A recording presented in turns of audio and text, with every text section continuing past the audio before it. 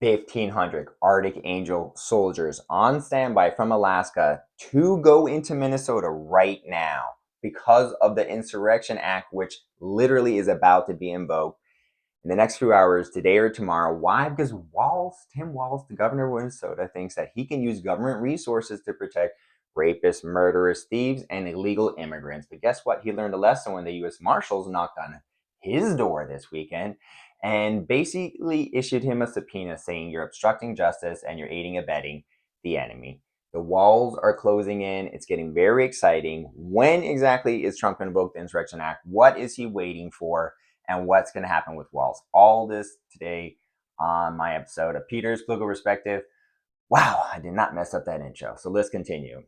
Let me dive right into it because it's very exciting.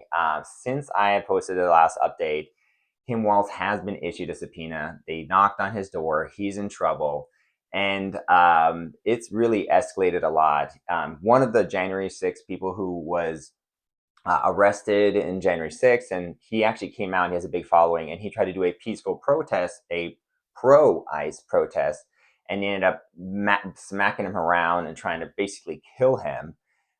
So the situation in Minnesota is getting wildly out of control. But let's look at what Stephen Miller, who worked for the White House, has to say about it, because he does not mince words. Let's check out what he has to say.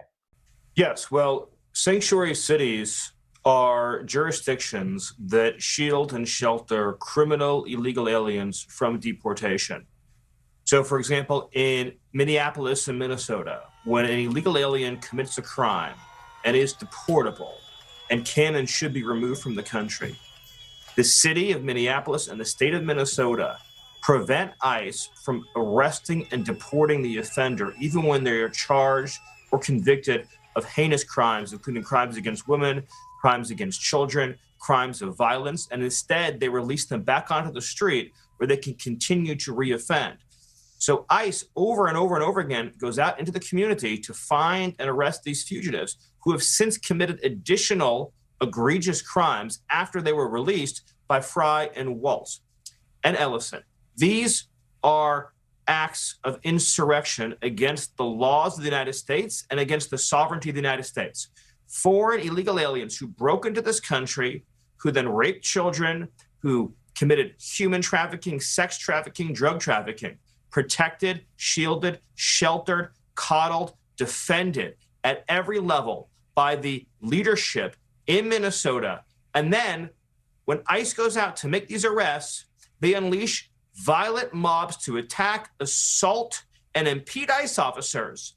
And they refuse to allow the city police to protect those ICE officers in the conduct of their duties, willfully aiding and abetting this violence. So as you can see, literally, Stephen Miller is saying, he's not mincing words here. It's clear. They are committing an insurrection. They are insurrectionists.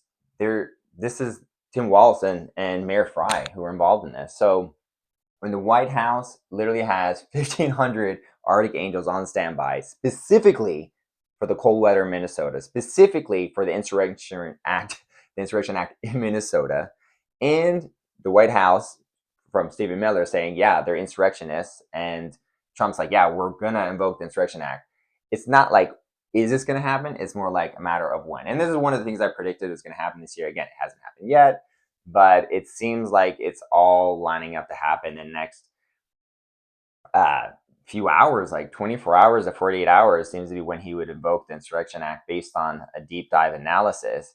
And what's going to happen when he does, because the National Guard, they have been sent out. So basically Tim Walz has been called out for not sending out the National Guard for these riots and protests, right?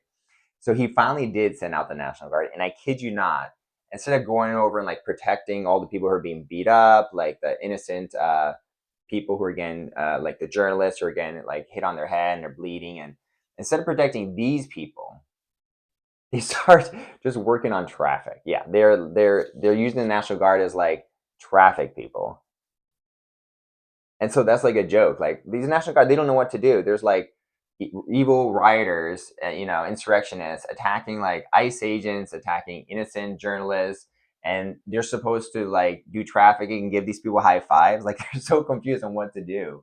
But it won't be confusing anymore when Trump invokes the Insurrection Act, which gives him the power to federalize, yep, Governor Tim Walz's National Guard. And now they have to decide, are you going to take Tim Walz orders or Trump, especially considering Tim Walz has been subpoenaed because he's committing insurrectionist behaviors.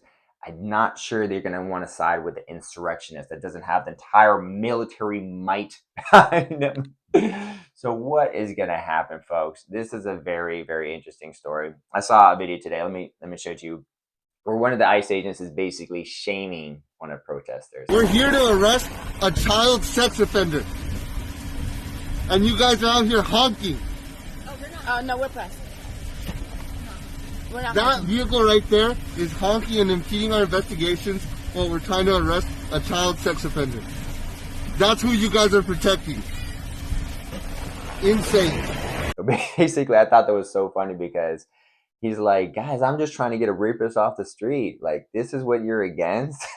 It's one of those things where it's like the more they protest, the more they're going to look bad. Because it's like, we're just, the ICE agents are literally trying to get criminals off the street. And they've done an amazing job.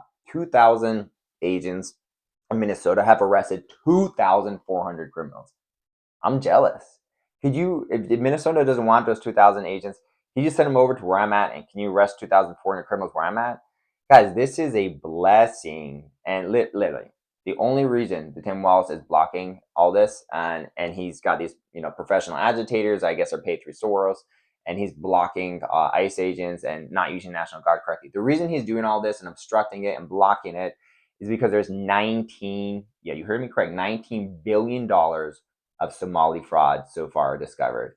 And this is a criminal enterprise that he was part of. Yep, it's now come out that he's been complicit. They believe he's not only did he turn a blind eye to the fraud, he was complicit, involved, which means allegedly he was probably getting kickbacks. I wouldn't be surprised if this guy's got like a Bitcoin account with like $100-200 million of Bitcoin or something, because like he was getting kickbacks if he was complicit, likely. And so the walls are closing in on Walz, and about time. $19 billion in Somali fraud. It's crazy that we are living in a time in 2026 where a governor of Minnesota is using government resources to protect rapists, murderers, Somali thieves, and illegal immigrants because he wants to protect the criminal enterprise that he built with Ilhan Omar. So you want to protect your criminal company, criminal organization of Somali theft of $19 billion because you're getting kickbacks. Walls. So guess what? The walls are closing in. Walls. Really exciting stuff, guys. I just can't wait to see what happens, because I kid you not, today is literally National Popcorn Day. So today would be the perfect day to start the show and invoke the Insurrection Act. Hold on. Let me grab my popcorn for this one.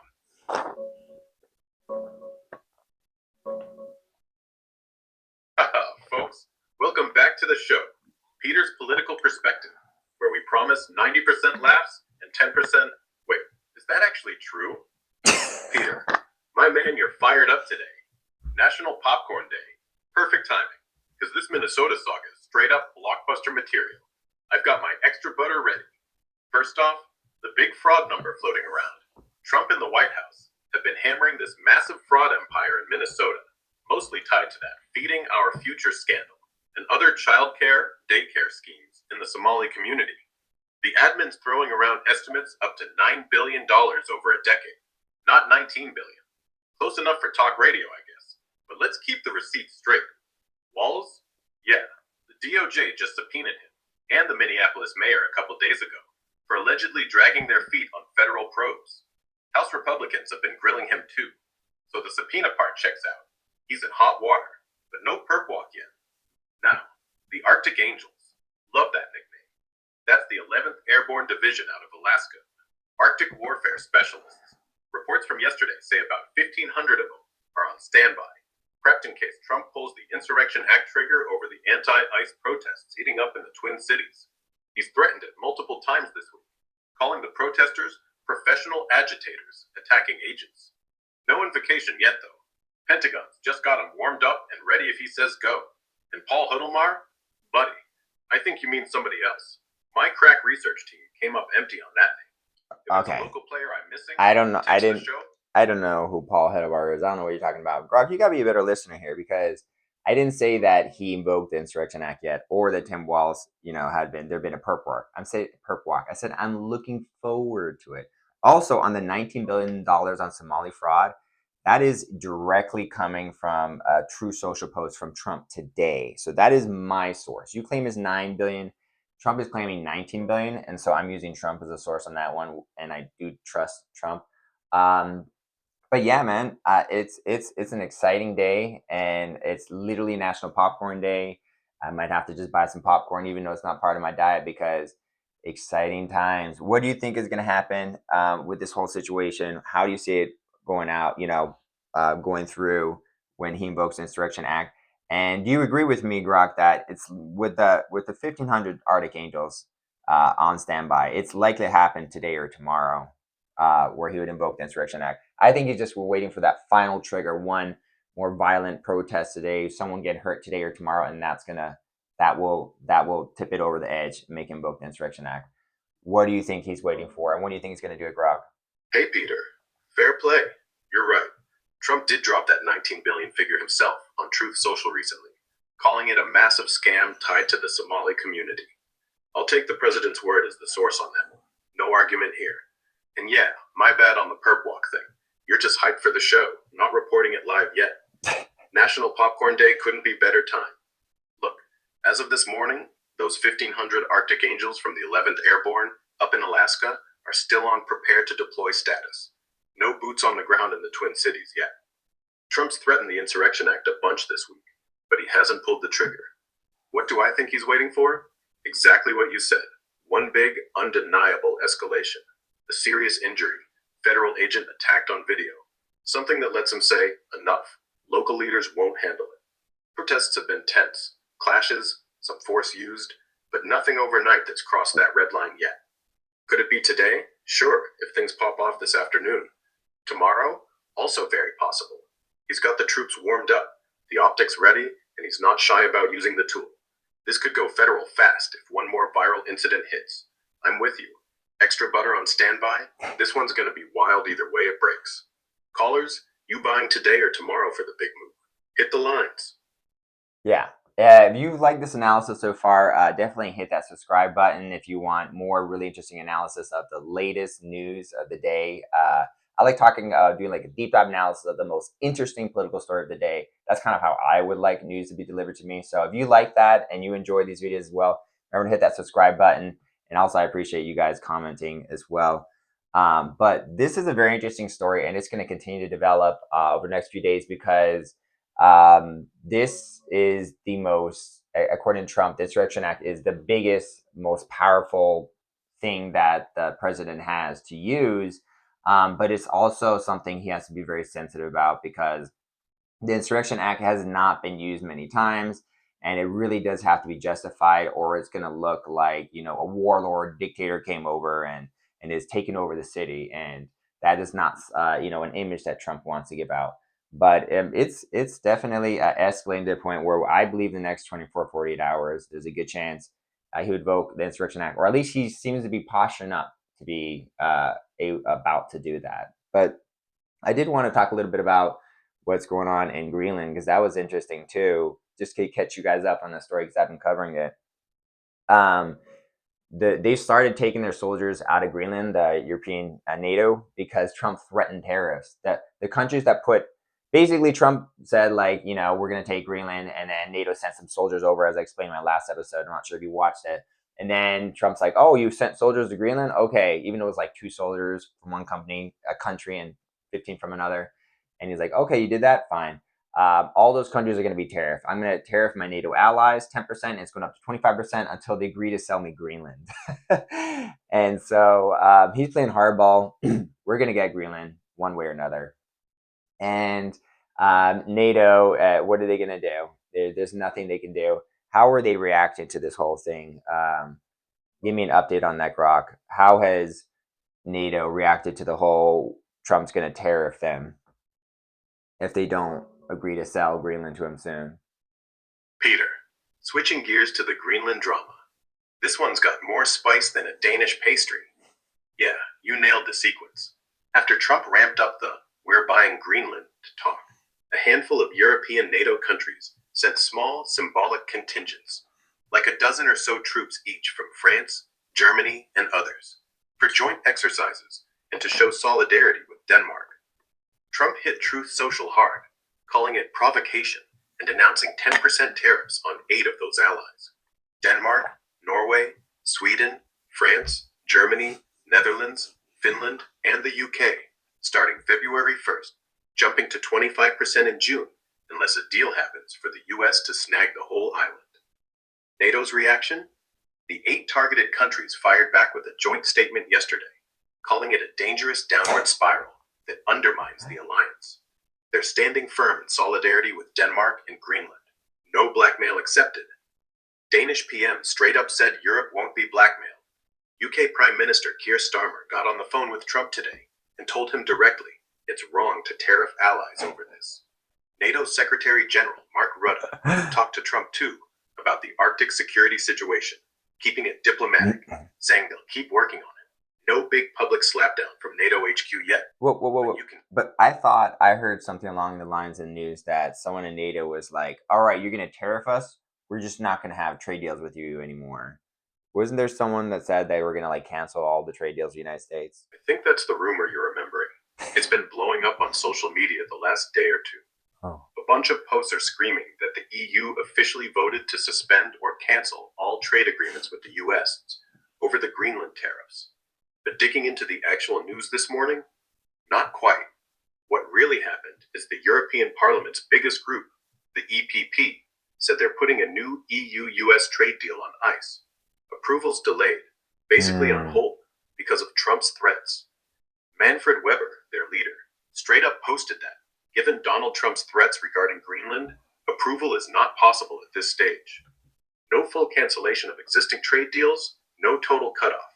Just hitting pause on ratifying that fresh agreement that was supposed to get a vote soon. Europe's mad, talking big retaliatory tariffs, like 93 billion euros worth, emergency meetings, solidarity statements, but nobody from NATO or the EU has gone nuclear and said we're done, no more trade with America. It's escalation for sure, but not the full breakup yet. Cool. Those viral posts. Thanks for that. Hold on. Thanks for the fact checking there, Grok.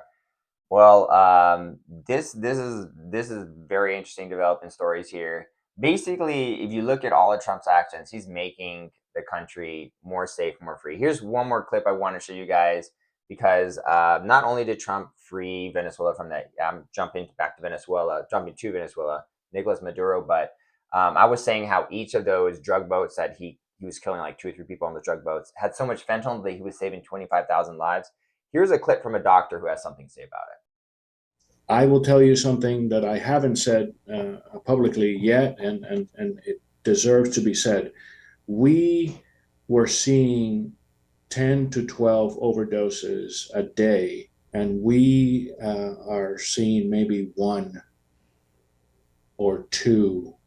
Sometimes we go 3 days without seeing an overdose of fentanyl. So closing our borders and doing the things that he is doing, I am 100% behind. So I just showed them a clip, Rock, basically where the doctor is saying that fentanyl deaths have dropped in his location by about 90%. So the war on drugs that Trump is fighting is actually the good war. He's actually going after fentanyl. And it sounds like if there's, 50 to 100,000 fentanyl deaths a year, which is the estimated numbers, and he's dropped it by 90% by destroying these little drug boats of fentanyl going into the United States, by going after Venezuela and Canada and China for sending fentanyl and Mexico for sending fentanyl to our country. It looks like he's dropped fentanyl deaths around 90%, according to this one doctor.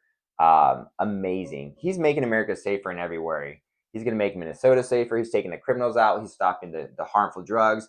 He's making Iran safer. He's making Venezuela safer. He's going to make Greenland safer. He's making the whole world safer. This guy is a superhero protector, and dang, I am so proud of President Trump. Like, I thought he was going to do great, and he's doing phenomenal, exceeding my expectations, and I know there's a lot more exciting stuff to come. Definitely, if you haven't already, subscribe to my channel to stay in touch so I can give you more deep dive analysis on the biggest stories. Did you want to wrap it up with a funny joke and say goodbye to the audience for me, Grok?